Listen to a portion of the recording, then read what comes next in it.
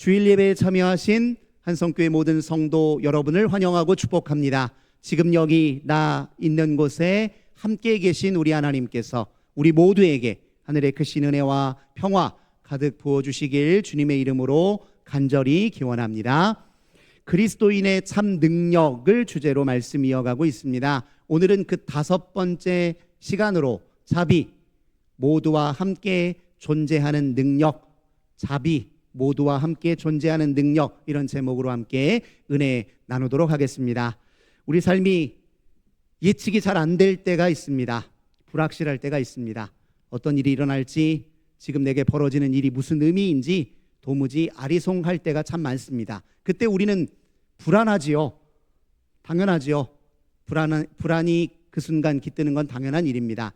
그러나 불확실함이 불안을 일으키는 건 아니에요. 엄밀히 말하자면 불확실함이 불안을 일으키는 게 아니라 불확실한 상황을 부정적으로 전망하는 우리의 내면의 시선이 불안을 일으키는 겁니다. 우리 내면의 시선이 불안을 일으키는 거예요. 그래서 삶이 아리송하고 예측이 불가할 때 우리는 확실한 것을 찾아 시선을 두려고 합니다. 조금 더 확실한 것이 뭔가를 찾아 헤매고 거기에 우리 내면의 시선을 두려고 해요. 그것으로 불확실한 상황을 대응하려고 하는 것이죠.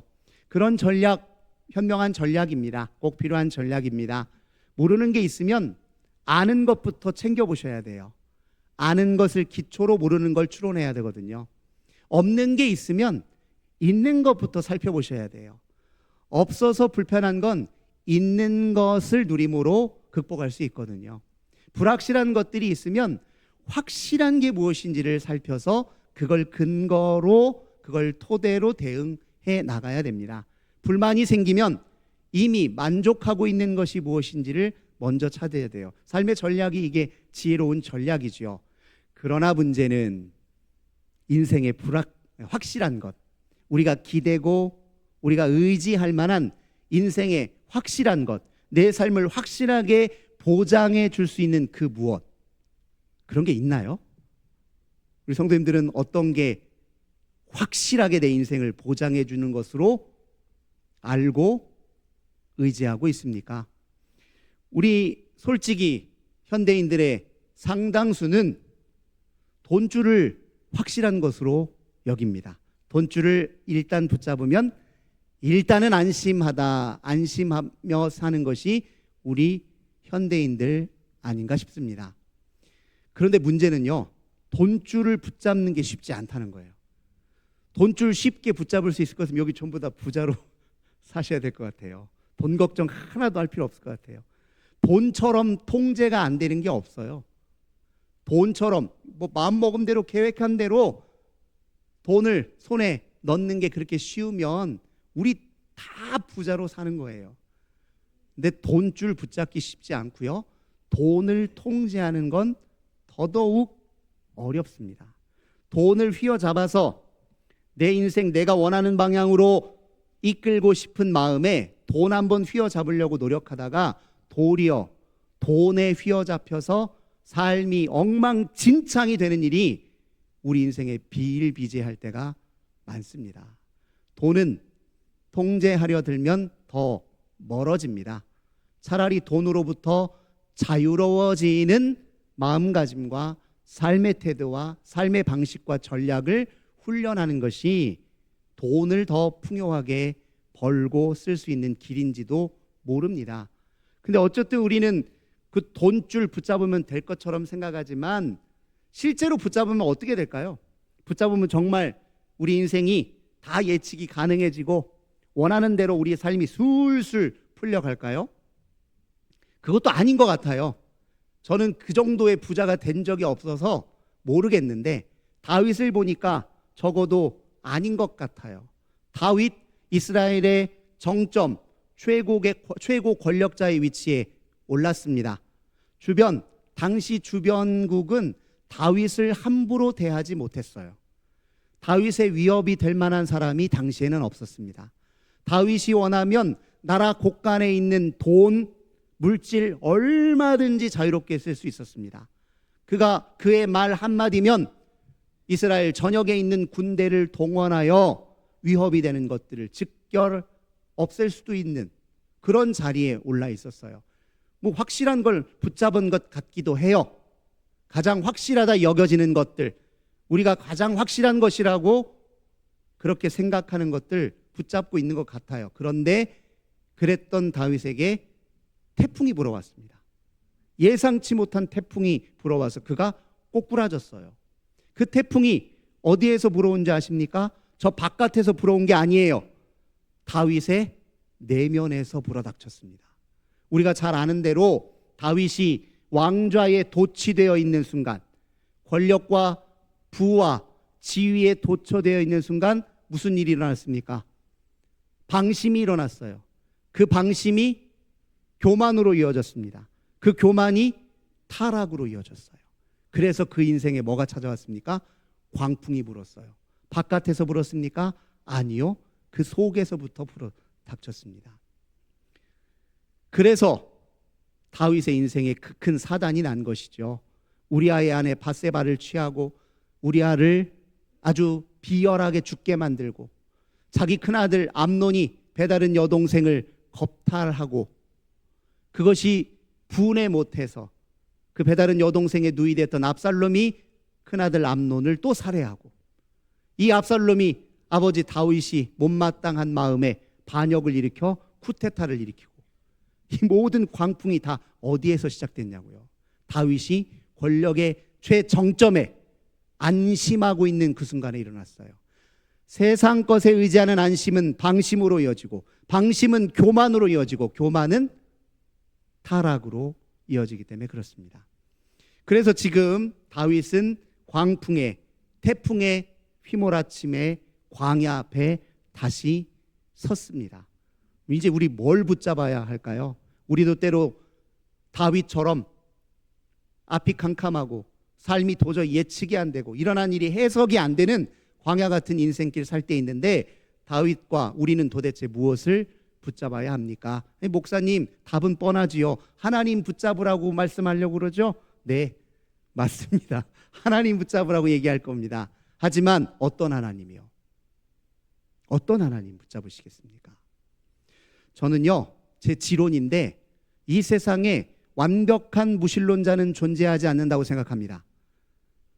완벽한 무신론자는 없어요. 각자 저마다의 신이 있을 뿐이에요. 자기 나름의 신이 있을 뿐입니다. 자기 나름의 관념으로서의 신이 있을 뿐이에요. 자기 나름대로 정의하는 각자만의 신이 있을 뿐이지 무신론자는 없습니다. 신을 붙잡긴 붙잡는데 하나님을 붙잡긴 붙잡는데 어떤 하나님을 붙잡으시겠습니까? 요술램프의 지니와 같은 하나님을 붙잡으시겠습니까? 아니면 모든 더럽고 추하고 거짓되고 악한 것들을 한 번에 싹 쓸어버리는 심판하시는 하나님을 붙잡으시겠습니까? 많은 분들이 사실 이 심판하시는 하나님 때문에 굉장히 어려움을 겪기도 합니다. 예를 들면 대표적으로 이래요. 아유, 내가 하나님 앞에 잘한 게 하나도 없는데 정말 저 이 생이 끝나면 저 정말 천국 가는 거 맞습니까? 예수 믿으면서도 예배 드리면서도 아직 그런 마음 갖는 분들이 있어요. 왜? 그 마음에 하나님은 심판하시는 분이야. 잘못한 것 하나하나 하나님 앞에 가릴 수 있는 게 없어요. 낱낱이 다 드러나. 하나님이 꼬치꼬치 캐묻기 시작하면 그 앞에 나는 완전히 사라져버려요. 그런 하나님을 붙잡으면 두려운 마음 들죠. 마지막까지 의심이 돼요. 하나님 정말 나 용서하셨나? 구원하셨나? 내게 영원한 생명이 주어지나? 부활의 몸이 예비되어 있나? 이런 의심 들 수 있습니다. 근데 이런 하나님 붙들고 광야길 걸으실 수 있겠어요?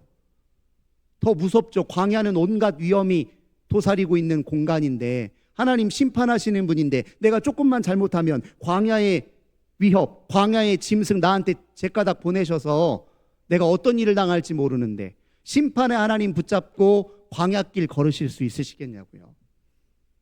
하나님이 누구이신지를 제대로 알아야 됩니다. 하나님이 어떤 분인지를 알아야 진짜 하나님 붙들고 이 불확실한 삶의 현실을 뚫고 나가는 것입니다.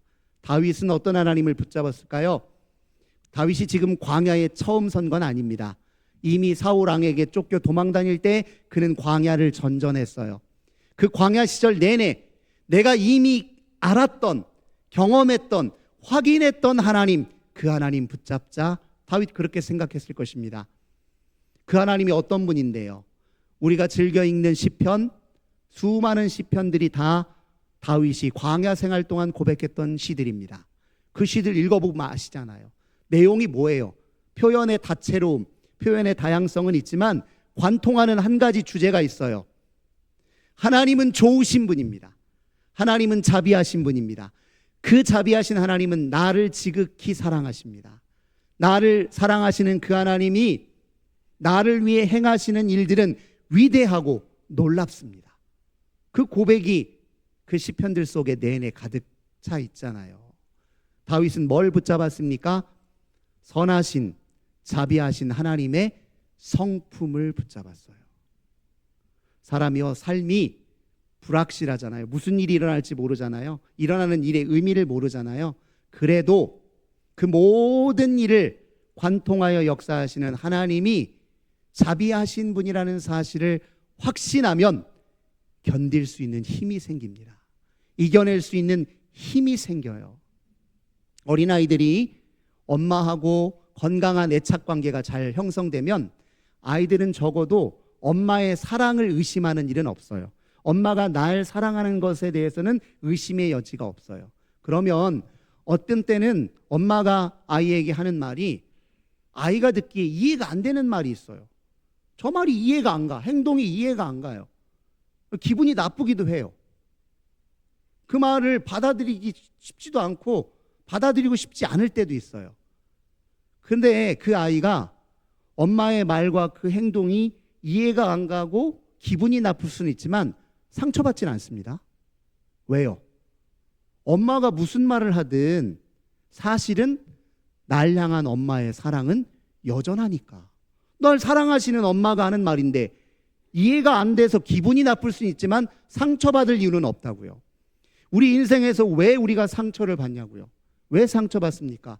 벌어진 일, 예측하지 못했던 이 일이 나를 죽이기 위한, 나를 더 코너로 몰아서 괴롭게 만들기 위한 일이다 판단하고 생각하면 괴롭지요.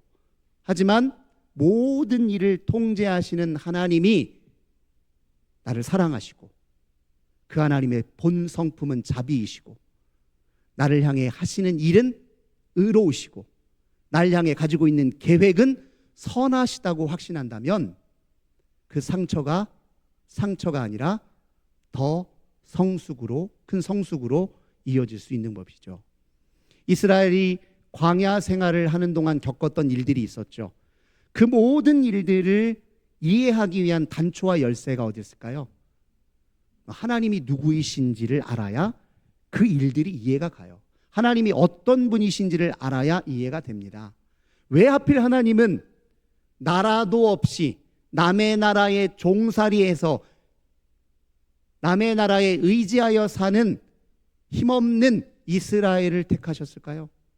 당시 대제국인 이집트가 아니라 왜 나라도 없는 히브리 민족, 히브리라는 말의 원어가 핫비루인데 그게 무슨 뜻이냐면 떠돌이 방랑자 이런 뜻이에요. 나그네 떠돌이 방랑자. 나들이요 떠그리요 방랑자요. 이름도 없고 나라도 없고 자기 몫에 땅 한 평 없는 사람들을 왜 하나님이 선택하셨냐고요. 왜 부르셨냐고요. 하나님이 누군지 모르면 이해가 안 돼요. 하나님은 어떤 분이십니까? 약한 자를 들어 강하게 하시는 분, 힘없는 자를 들어 교만한 자를 꺾으시는 분. 성경이 가르쳐주는 하나님이시잖아요. 하나님이 누구인지를 알아야 비밀이 풀립니다. 이스라엘 백성에게 도대체 율법이라는 건 왜 주셨어요? 왜 주셨습니까? 그들을 제사장 나라 삼아서 어그러진 이 세상, 주 없이 망가진 이 세상을 바로잡으시기 위해서 율법을 주셨잖아요. 뜻을 알면 사건의 의미가 풀립니다. 아니 이스라엘 백성들 하나님 앞에 그렇게 배반하고 배신하고 또 등을 보이는데도 왜 하나님 포기할 줄 모르고 그렇게 끝까지 잡고 계시는지. 하나님이 누구인지 모르면 비밀이 안 풀려요. 하나님이 누구인지를 알면 풀립니다.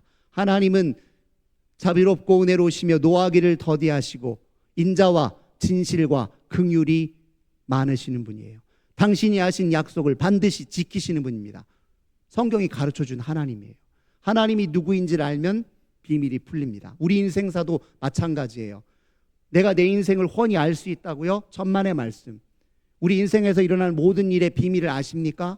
앞으로 벌어질 일들에 대한 비밀을 아시겠어요? 모릅니다. 우리는 하나님의 구원의 이야기 속에, 우리 인생을 향한 하나님의 크고 놀라운 섭리 속에서만 우리 개인의 인생사의 의미를 바르게 이해할 수 있습니다. 하나님이 누구이신지를 알아야, 주님이 우리 인생을 향해 뜻하신 바가 무엇인지를 알아야 우리 개인의 인생사의 의미도 풀리는 법이에요. 그래서 지금 다윗은 내가 지금 무슨 일을 앞으로 겪게 될지는 모르겠으나 저 광야에서 내 인생에 펼쳐질 일들이 어떤 일들인지 도무지 헤아릴 수 없으나 한 가지 내가 확실하게 붙잡을 수 있는 것은 여호와 하나님은 자비하신 분이요 나를 사랑하시는 분이요 내게 하신 약속은 여전히 유효하고 나를 향해 품으신 하나님의 뜻은 선하시니. 그거 붙잡고 다윗이 들어갑니다. 우리도 그래야 되죠. 그리고 다윗은 또 한 가지 단단한 각오를 합니다. 하나님이, 인생은 변화무쌍하지만 하나님의 성품은 변함없으시니 나도 변함없는 그 하나님 앞에 변함없는 마음과 태도를 보여드려야지. 사람이요, 얼마나 마음이 변덕스럽습니까? 인생이 조금 잘 풀리면 하나님은 위대하신 분이에요. 기가 막힌 분이에요. 인생이 잘 안 풀리면 하나님은 알쏭달쏭 계신지 안 계신지 헷갈려요. 그게 우리 마음이에요. 제발 변함없으신 하나님 앞에 우리도 변함없는 마음과 자세를 드리자니까요. 다윗 그 각오로 광야 앞에 다시 섰습니다. 그렇지 못한 사람들도 있었죠. 대표적인 인물이 다윗의 책사였던 아히도벨이라는 인물입니다. 다윗이 예루살렘을 급히 빠져나가고 압살롬이 그 왕자를 차지하자 아히도벨이 어떻게 했습니까? 변심했어요. 하루아침에 그냥 압살롬의 책사가 되어버렸습니다. 아히도벨의 변심의 이면에는 하나님께 대한 무심함이 있습니다. 하나님 무시하니까, 하나님께 무심하니까 변심이 그렇게 쉬운 거예요. 그가 하나님을 의식했다면 물어봤어야죠. 하나님, 지금 이 순간 하나님의 뜻은 누구에게 있습니까? 저 예루살렘 성전을 도망쳐 나가는 다윗에게 있습니까? 아니면 지금 왕자를 새롭게 차지한 압살롬에게 있습니까? 아니 최소한 물어보기라도 했겠죠. 안 물어보고 하루아침에 변심한 걸 보면 그는 하나님께 무심합니다. 인간은 하나님께 무심한 순간 그 마음을 통제할 길이 없어요. 인간의 마음은 변화무쌍, 변심, 하루아침에 달라요. 아침의 마음 점심에 다르고 점심의 마음 저녁에 다릅니다. 저녁의 마음 그 다음날 아침의 마음이 달라요. 제 말이 틀린가요? 맞죠? 하루에도 수없이 요동치는 게 인간의 마음이에요. 하나님의 마음, 하나님이 아니면 무심하면 인간의 변심에 우리는 집어 삼켜지게 되어 있어요. 자기 마음 하나 다스리지 못해 자기 마음 때문에 괴롭고 자기 마음 때문에 무너지고 자기 마음 때문에 관계를 파괴하고 자기 마음 때문에 인생을 포기하기도 할 수 있습니다. 하나님께 무심하면 인간은 그래요. 아히도벨 하나님께 무심하니 변심했어요. 다윗에게는 이거 굉장히 큰 위협입니다. 아히도벨은 다윗이 가는 길을 훤히 다 알고 있어요. 어디로 갈지, 어디에서 도망할지, 어떤 전략으로 피해 다닐지를 아히도벨은 다 예측하고 있어요. 다윗의 책사였으니까. 그래서 아히도벨이 말하는 대로만 하면 다윗은 금세 붙잡힐 수 있는 정말 위험천만한 상황이었습니다. 그러나 아히도벨이 모르는 게 한 가지가 있어요. 그게 무엇입니까? 다윗의 배후에 누가 계십니까? 여호와 하나님, 자비하신 여호와 하나님, 다윗이 붙들고 있는 자비하신 하나님이 계세요. 아히도벨만 전략이 있습니까? 하나님도 전략이 있습니다. 아히도벨이 압살롬에게 가서 그랬어요. 왕이시여, 다윗을 잡을 기회는 지금입니다. 지금이 찬스입니다.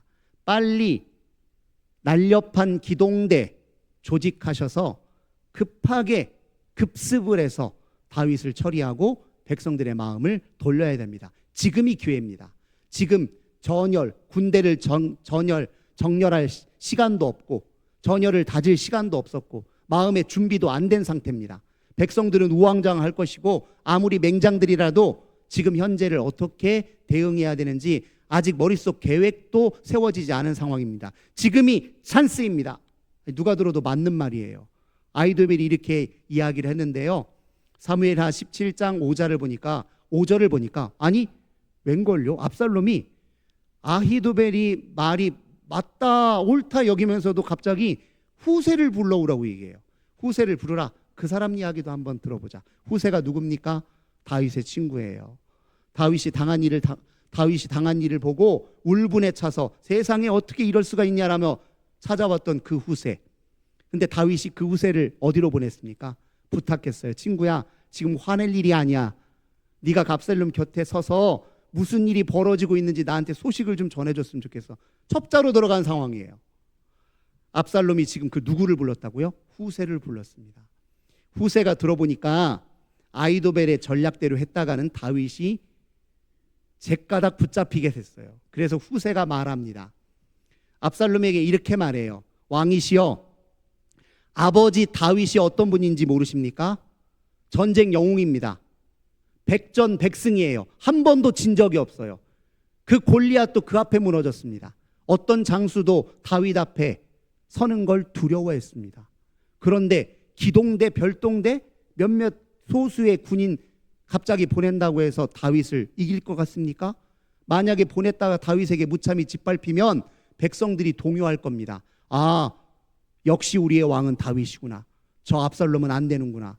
이렇게 되면 사안이 더 꼬일 텐데 어떻게 별동대를 조집해서 다윗에게 보낼 생각을 하십니까? 지금 이스라엘 전역에 공문을 내리셔서 군인들을 다시 재정비하셔야 됩니다. 다윗에게는 오직 총력정만이 살 길입니다. 이렇게 후세가 얘기한 거예요. 후세가 아주 지혜롭죠. 이 말을 왜 했을까요? 다윗에게 뭘 벌어주기 위해? 시간을 벌어주기 위해서 한 말이에요. 그런데 압살롬이 누구의 말을 들었을까요? 아히도벨의 말을 들었을까요? 후세의 말을 들었을까요? 후세의 말을 들었죠. 이거 후세가 다윗을 도와준 겁니까? 아니면 또 다른 비밀이 있을까요? 또 다른 비밀이 있죠. 표면적으로는 후세가 가로막은 거고 후세가 도와준 겁니다. 그러나 실은 하나님이 하신 겁니다. 사무엘하 17장 14절의 말씀을 한번 보십시오. 압살롬과 온 이스라엘 사람들이 이르되 아렉 사람 후세의 계략은 아히도벨의 계략보다 낫다 하니 이는 여호와께서 압살롬에게 화를 내리려 하사 아히도벨의 좋은 계략을 물리치라고 명령하셨음이더라. 누가 하신 거라고요? 하나님이 하신 겁니다. 자비하신 하나님이. 그런데 왕실에서 이런 일이 벌어지는 동안 다윗은 알았을까요? 몰랐을까요? 모르죠. 왕실에서 지금 아히도벨이 이런 계략을 내고 또 후세가 이런 계략을 냈는지 다윗이 알 길이 어디 있어요. 자기가 가만히 있는 그 순간에 자기 주변에서 자기 곁에서 어떤 위협이 도사리고 있고 어떤 위험이 다가오고 있는지 알 도리가 어디 있냐고요. 그 위험을 막아주는 하나님이 계시다는 것, 그 위험과 위협을 가로막으시고 물리치는 하나님이 하신 일을 알 도리가 어디 있냐고요. 우리 인생이 그래요. 다 지나고 나서 알아요. 다윗도 지나고 나서 알았습니다. 지나고 나서 보니까 하나님이 엄청난 위협을 막아주셨어요. 자비하신 하나님은 우리의 무지, 자비하신 하나님은 우리의 불신, 의심을 뛰어넘어 우리를 사랑하시는 일에 열심을 내시는 분이십니다. 다윗이 한 건 있어요. 모르겠어. 왕실에서 무슨 일이 벌어지는지, 어떤 계략과 모략이 진행되고 있는지 알 길은 없어요. 그러나 다윗은 자비하신 하나님이 내 곁에 계시다는 것, 그건 굳게 붙잡고 의지했습니다.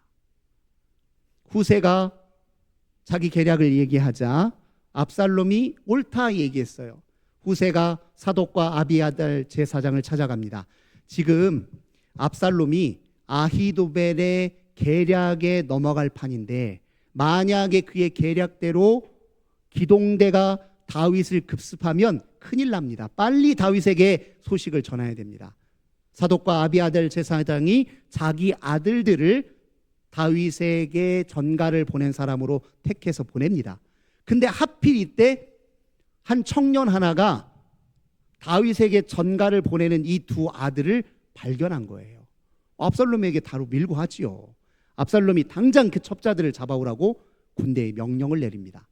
한참을 가고 있는데 군인이 쫓아오는 게 보여요.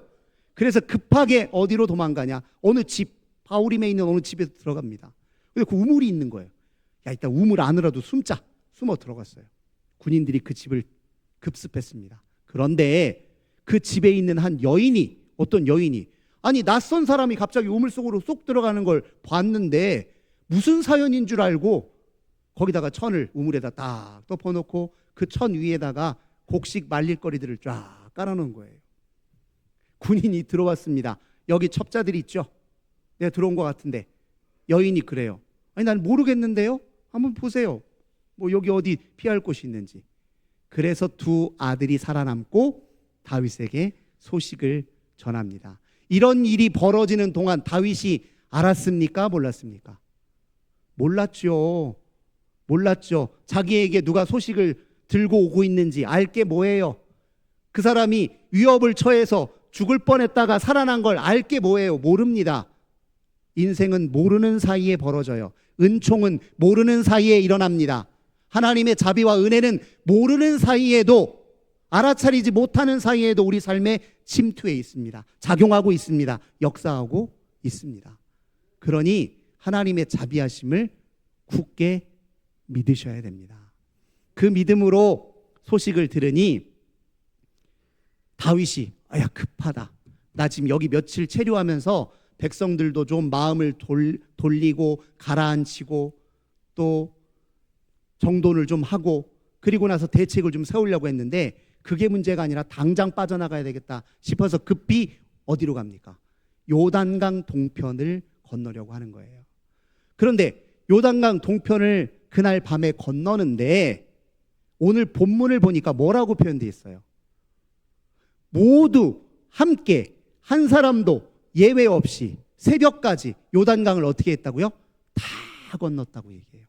이게 별것 아닌 것 같지만 실은 다윗이 자비하신 하나님께 마음의 시선을 고정하니 그의 마음이 자비로 충만해져서 나타난 결실입니다.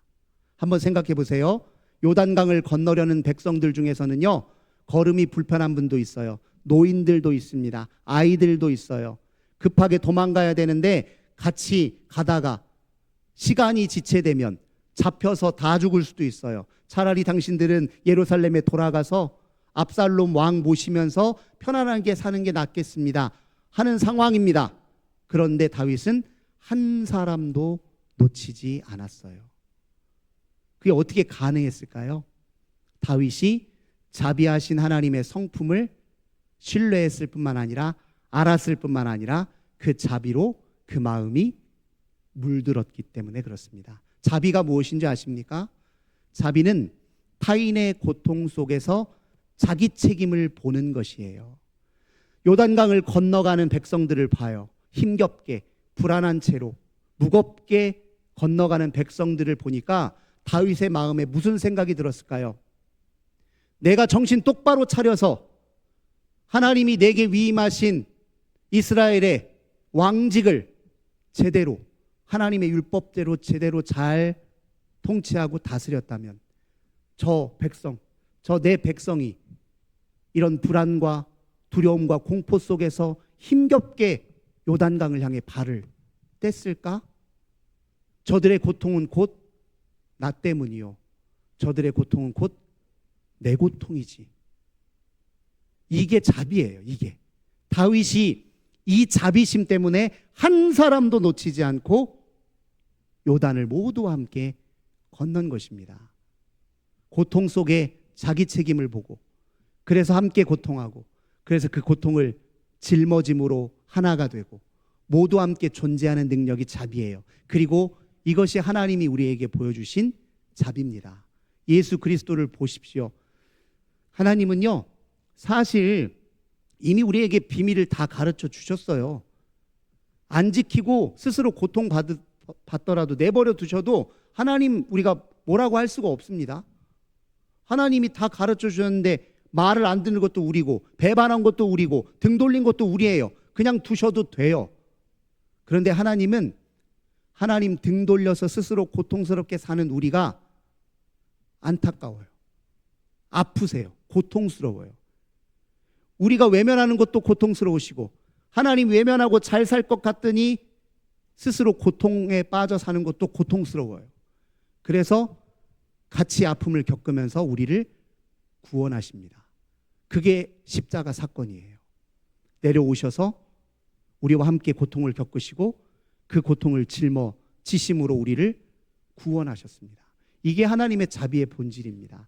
다윗이 하나님의 자비를 보니 그도 그 자비심에 물들어 백성들을 향해 이런 마음을 보여준 겁니다. 사랑하는 성도 여러분, 위험천만하고 예측 불가하고 불확실한 이 삶을 제대로 견뎌내고 이겨내고 돌파하기 위한 가장 확실한 게 뭘까요? 초두의 말씀대로 어떤 사람은 돈이라고 얘기하죠. 목사님, 하나님은 보이지도 않는데 돈은 보이기라도 하지 않습니까? 이런 분들이 있어요. 근데 요즘 가만히 보니까요, 돈도 눈에 안 보여요. 현금 막 1,000만 원, 2,000만 원씩 들고 다니시는 분 계세요? 집에 금고에다가 현금 1억씩 넣고 다니시는 분도 있을 수 있지만 대개는 어디 있죠? 통장에 있잖아요. 통장에 숫자로만 찍혀 있어요. 금융, 전산망에 있어요. 돈은 내 손에 없어요. 그런데 지난번에 대전의 금융정보원에 한번 불난 적이 있죠. 그 공공기관이 난리가 난 적이 있습니다. 만약에 금융 전산망에 해커들이 들어와서 잠입해서 정보만 빼가는 것이 아니라 아예 정보를 다 파괴하면 어떠겠습니까? 내 통장에 있는 그 숫자밖에 남아있지 않은 돈은 한순간에 날아갈 수 있어요. 클라우드, 각종 모든 정보를 집대성하여 데이터화시켜서 저장하고 있는 그 공간에 문제가 생겨요. 불이 나거나 지진이 나서 파괴되거나 해커가 들어와서 파괴하면 어떻게 하시겠어요? 아니, 눈에 보이는 거라면서요. 눈에 보이는 거라면서요. 세상 것이 확실하다고 말하는 건 조금 재고할 필요가 있습니다. 아니, 그렇게 가만히 곰곰이 생각해 보면 굉장히 위태로운 것들은 우리 잘 믿어요. 그건 마음을 다 줘. 그런데 왜 만유의 주인이시고 창조주 되신 하나님께 마음을 주는 건 왜 이렇게들 어려워하세요?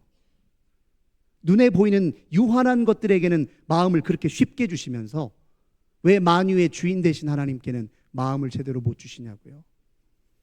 우리가 붙잡아야 될 가장 확실한 것, 만유의 주인 되신 하나님, 우리를 자비롭게 대하시는 하나님, 자비를 성품으로 갖고 계시고 우리 인생들을, 우리의 고통을 외면치 않으시고 그 고통에 함께 하시며 반드시 우리를 건지시는 분, 그분이야말로 우리가 가장 확실하게 붙잡아야 될 것 아닙니까? 그리고 그 자비에 우리도 물들어 자비로운 삶의 방식만이 우리가 함께 생존할 수 있는 유일한 길이에요. 경쟁, 더 많은 부, 이것이 우리를 얼마나 큰 파괴로 볼 수 있는데요. 타인의 고통 속에 나의 책임을 보는 자비의 힘이 있어야 우리 모두가 공존할 수 있습니다. 하나님은 자비로운 성품으로 우리를 그것을 깨닫게 하시는 분이에요. 우리에게 자비가 사라지는 한, 남의 고통 속에 내 책임을 보지 못하는 한 세상은 더 큰 위험 속으로 빠져들 수 있습니다. 사랑하는 성도 여러분, 그리스도인들에게 있는 참 능력, 그 무엇보다도 자비에 있습니다. 타인의 고통 속에 자기 책임을 보고 함께 아파하며 함께 고통을 이겨나가고 모두 함께 존재할 수 있는 능력, 그것이 우리 그리스도인들의 참 능력입니다. 이 능력으로 불확실한 예측 불가한 이 세상에서도 우리 모두 함께 복된 삶을 살아가시길 주님의 이름으로 간절히 기원합니다. 좋으신 주님, 감사드립니다.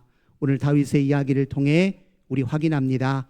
우리가 영원히 붙들어야 될 가장 확실한 것, 만유의 주인이신 우리 하나님의 선하신 자비하시는 성품과 그의 선하신 뜻, 그것만이 우리의 유일한 희망임을 다시 마음에 새기게 하소서. 예수님의 이름으로 간절히 기도드립니다.